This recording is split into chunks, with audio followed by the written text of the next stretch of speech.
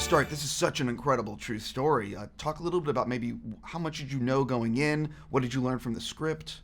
Go ahead. Ladies first. Oh, thank you.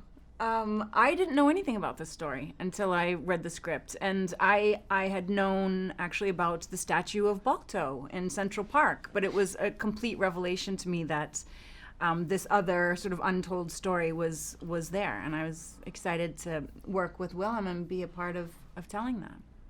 And for me, I think I met Ericson before I even read the script. And his take on nature and his relationship to nature, because he's a mountaineer and a wilderness first responder. He really knows what it's like to be out in the wild, and his relationship to animals really gave me the sense that he had a real connection to the story. And then I read the story. I knew the Balto story, but I didn't know this particular story of Togo. So a lot of us just saw the movie downstairs and came up to talk to you.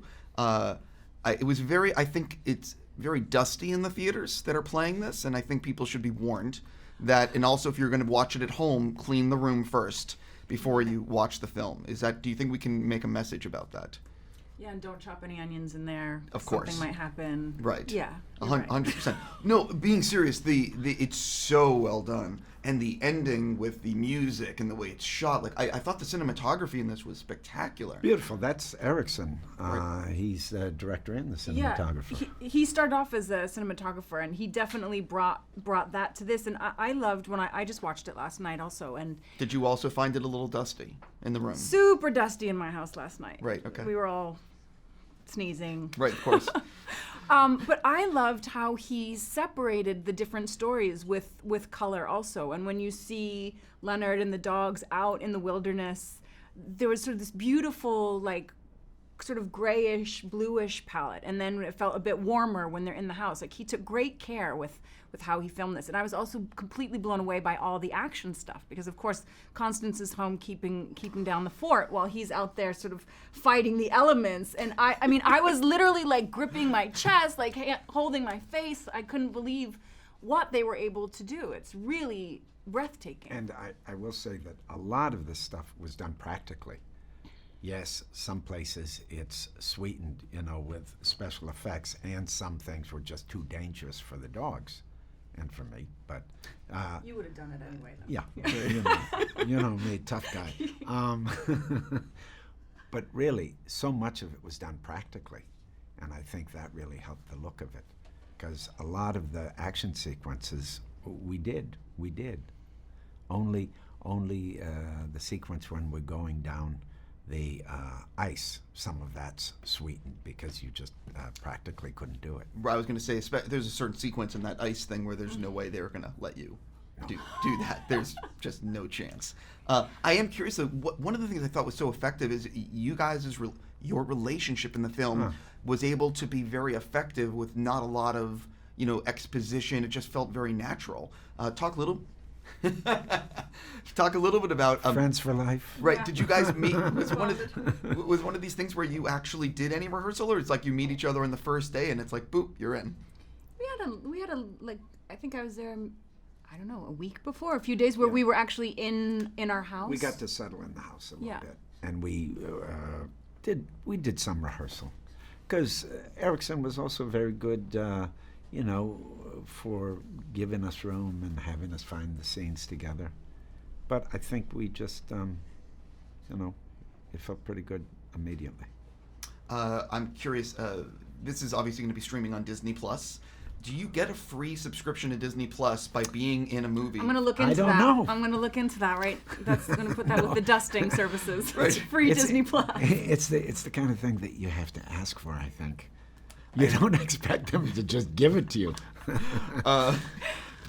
Everything. Do you guys actually, listen, I love animals, and I would imagine working in such proximity to the dogs and making a movie like this, do you sort of leave set and like, I have to get a dog?